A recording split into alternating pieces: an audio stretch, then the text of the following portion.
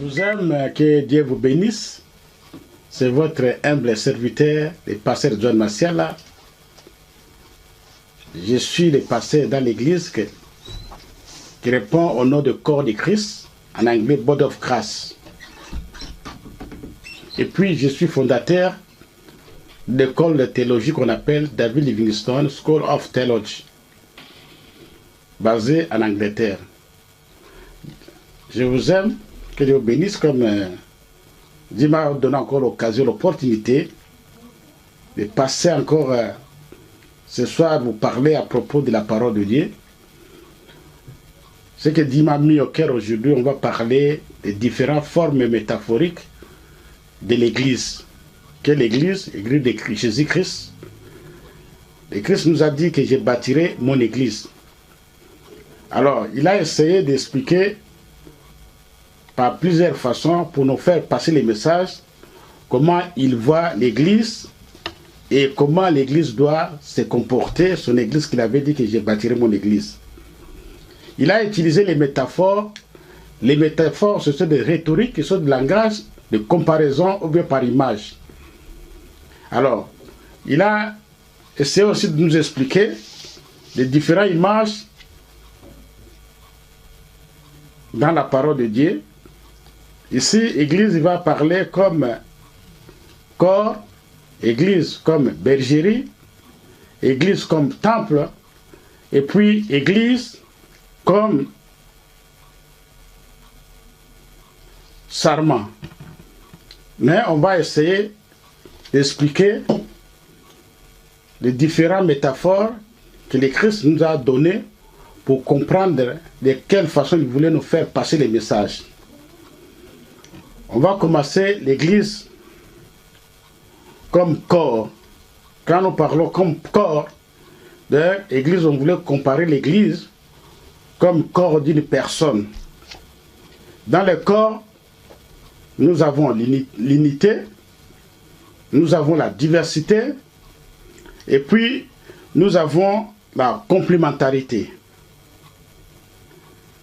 Alors, le monde qui nous entoure, comme la Bible dit que le monde nous enseigne, Dieu a utilisé comme métaphore pour nous donner un enseignement qui va faire la force de l'Église. Quand nous parlons de l'unité, vous savez, l'unité c'est un tout. Je voulais parler sur les visions, comment l'Église doit se comporter. Et puis, l'unité de l'harmonie de l'Église. Et puis, l'accord entre les membres. Dans tout ça, on va regarder ce que la Bible nous parle sur l'unité. Quand il dit le corps, il voulait parler sur l'unité. Et dans l'unité, le monde nous enseigne que together, comme en anglais on dit, together, ça fait la force. En anglais on dit together we are strong. Maintenant on va voir dans la parole de Dieu, sans plus tarder. Allons-y dans le livre d'Ecclésiaste, chapitre 4.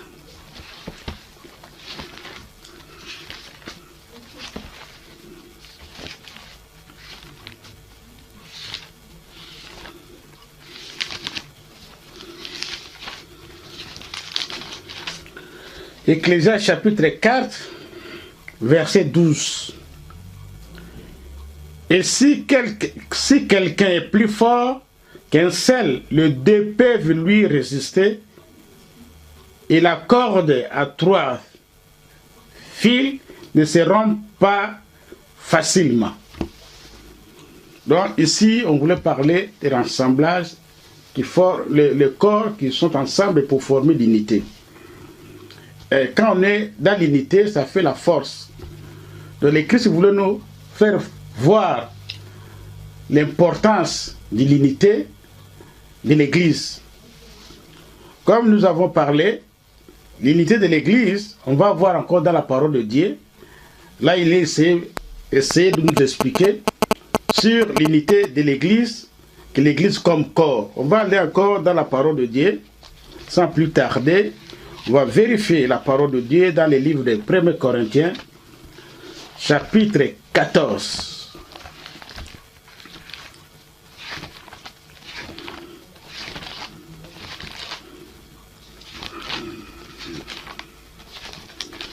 je vous aime, que Dieu vous bénisse.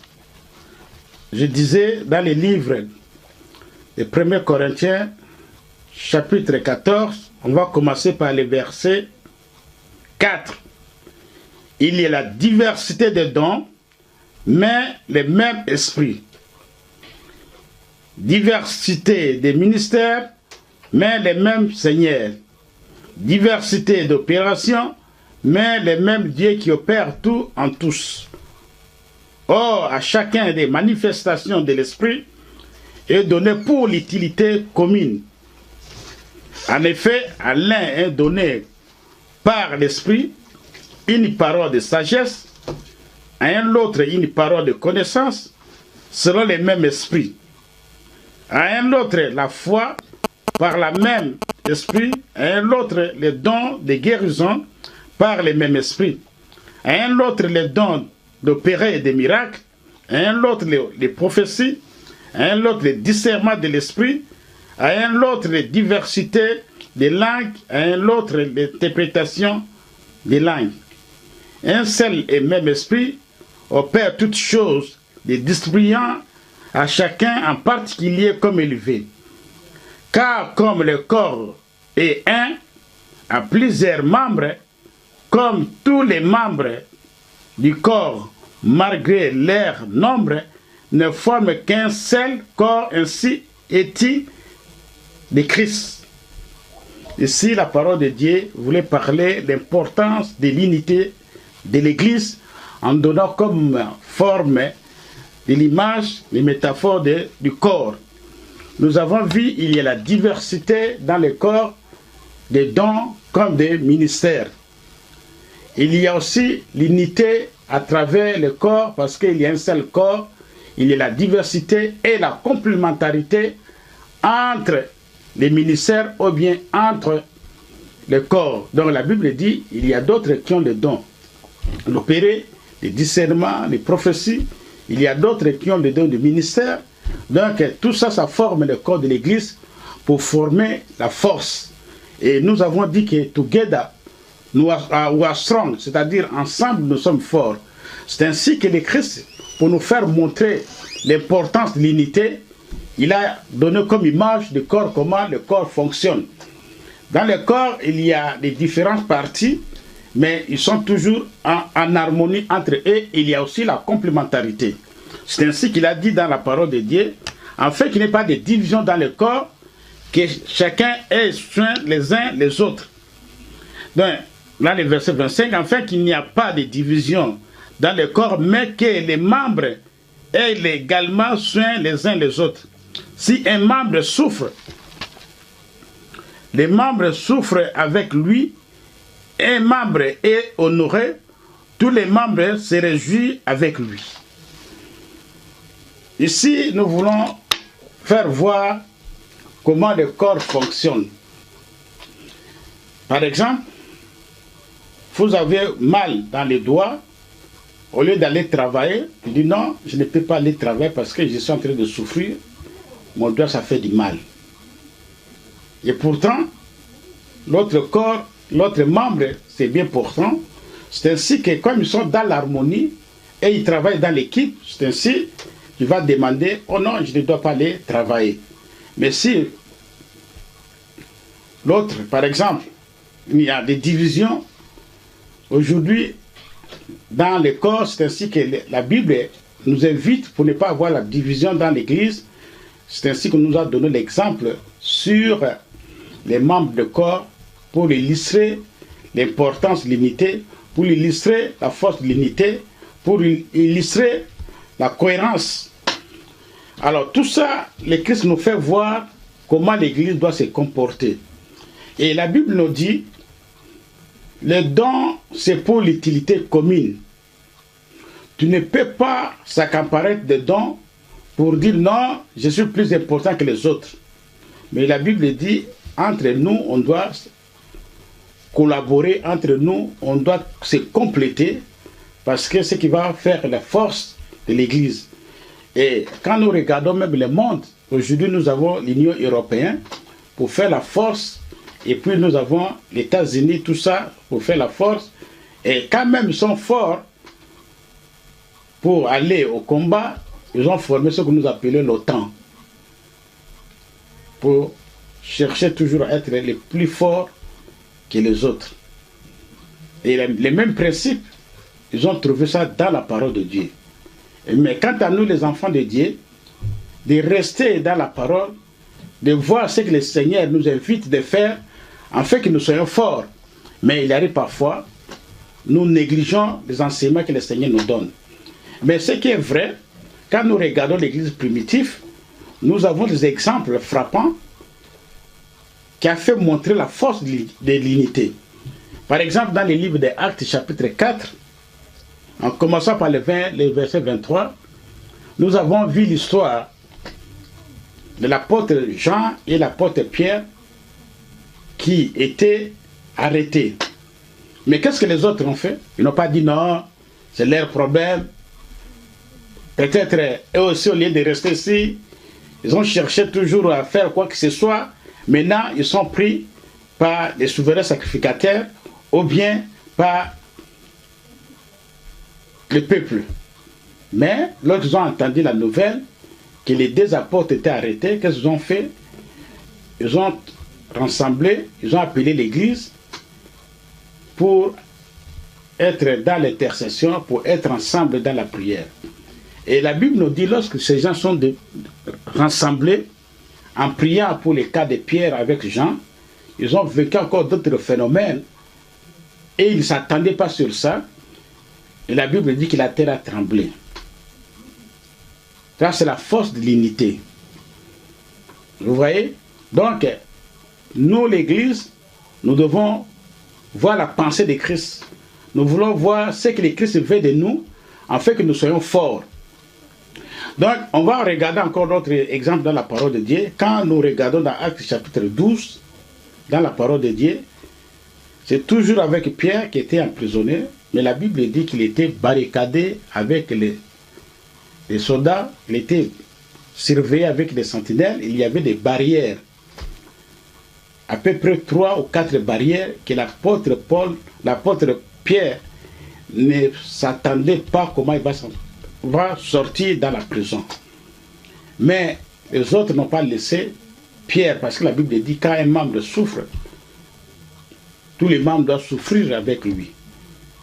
En suivant ce principe, l'Église sont réunis ensemble, ils ont prié. À la grande surprise, la prière de juste a produit le phénomène dans tel point que Dieu a envoyé même l'ange pour les libérer. Pour dire que nous qui négligeons l'unité, peut-être on ne savait pas. Mais aujourd'hui, avec des exemples bibliques, nous avons vu l'impact, nous avons vu l'importance de l'unité. Leur prière a permis que Dieu a envoyé l'ange pour venir libérer l'apôtre Pierre qui était en prison. C'est ainsi, la parole de Dieu nous exhorte d'être toujours dans la vie de l'unité comme le corps marche. Pourquoi le Christ a voulu illustrer l'Église comme un corps? Pour nous enseigner l'importance et la valeur de l'unité. Nous avons regardé aussi dans la parole de Dieu, la Bible dit que le fil, il y a 3 cordes, c'est plus fort même qu'un fil. Par rapport aux gens qui sont seuls, qui ne partent pas à l'église, qui ne veulent pas prier avec les autres, ils disent non, moi je ne dois pas aller dans l'assemblée, je dois prier seul, Dieu va m'attendre. C'est bien, mais nous avons vu l'importance de l'unité ici, quand même Dieu lui-même qui est tout puissant, mais il connaît l'importance de l'unité, parce que quand on dit que soyez un comme moi je suis avec les pères, donc l'unité ça fait la force. Pour faire passer les messages, le Christ voulait illustrer l'Église comme un corps.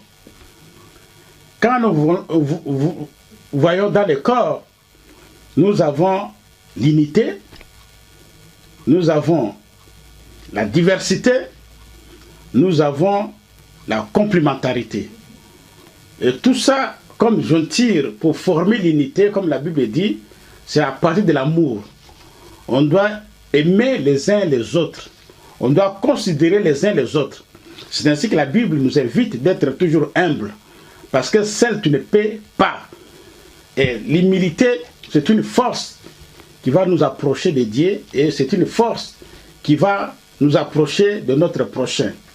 Alors, quand le Christ voulait parler de l'Église comme corps, il voulait seulement nous faire voir l'importance de l'unité, comme le corps, ça marche. Et nous avons les preuves, si un membre souffre, tout le corps souffre. Pourquoi? Parce que quand tu travailles, tu as le mal, par exemple, aux dents, tu ne peux pas aller au travail. Tu ne peux pas aller parce que tu dis, moi je souffre. Alors, ça forme toujours l'équipe pour dire le corps, nous devons être un pour faire la force. Et la Bible dit, la nature nous enseigne. Et quand nous voyons même dans la nature, ce qui fait la force de l'Amérique, parce qu'ils sont un. Quand nous voyons même l'Union européenne, ils sont forts parce qu'ils sont unis. Dans l'Afrique, au pays, nous avons aussi notre unité, mais il faut voir même dans les familles, pour être fort, il faut chercher toujours à être l'unité. Par exemple, je suis parti au pays, j'ai vu les Ndigari, soit disant les Sénégalais, et pour faire la force qu'ils ont fait, ils sont rassemblés ensemble, ils ont mis leurs forces ensemble pour faire des conteneurs. Mais chez nous ici, par exemple, dans notre communauté, il y a d'autres qui voyagent, mais il est seul, il est en train de faire les conteneurs, en arrivant là-bas, donc il peut avoir quand même la concurrence, dès qu'il va retourner ici en Europe, il n'arrive pas à s'en sortir, parce que tout ce qu'il avait comme argent, il a dépensé. Et pourtant, c'était l'unité, il pouvait faire quelque chose pour avoir beaucoup d'argent pour acheter marchandises, et puis avec le conteneur, on fait une association pour faire leur force. Ça, c'est au niveau du monde. Ici, même en Europe, nous avons vu l'OTAN pour aller combattre Saddam, ils ont formé l'unité. Et nous avons vu encore pour aller combattre le président de Libye, Kadhafi, ils ont formé l'unité avec l'OTAN. Et même quand ils sont forts, et ils connaissent les principes de l'unité. Mais nous, pour l'Église, pour combattre l'adversaire, il arrive parfois, nous avons besoin de l'unité. C'est ainsi que l'Église nous demande d'être toujours ensemble pour être forts. Les Anglais disent « Together we are strong ». Nous aussi, en regardant ce que le Christ nous a donné comme métaphore, par exemple en comparant l'Église avec le corps, c'est-à-dire l'unité, ça va faire la force. Dans cette unité, ça va demander l'amour. Et l'amour comme jointure pour nous rassembler. Et puis à chacun de nous, la Bible dit, il y a des dons et des grâces. Mais c'est pour l'utilité commune et la diversité. Donc, pour éviter l'orgueil, vous devez savoir, seul tu ne peux rien. Mais avec l'unité, on peut combattre l'adversaire. Avec l'unité, on peut construire. Avec l'unité, on peut faire de grandes choses. C'est ainsi, le Christ a illustré l'Église comme un corps pour faire l'unité, pour marcher ensemble et pour réussir dans les défis de ce monde pervers et corrompu. Le monde, nous avons vu l'exemple du monde, pour gagner la guerre, ils ont formé l'OTAN pour aller combattre et pour gagner. Nous aussi, l'Église, avec l'exemple que Christ nous a donné, comme corps, nous avons les dons et les grâces différents. Mais on doit se compléter ces dons, alors ensemble on va être fort. Nous avons vu l'exemple de l'unité avec la prière, ce qui était arrêté, Jean et puis Pierre, mais les autres n'ont pas baissé les bras, mais sont venus ensemble en priant, et puis nous avons vu des résultats. Il a produit même des phénomènes dans tel point que la terre a tremblé. Nous avons encore vu les cas de l'apôtre Pierre qui était arrêté, quand même on l'avait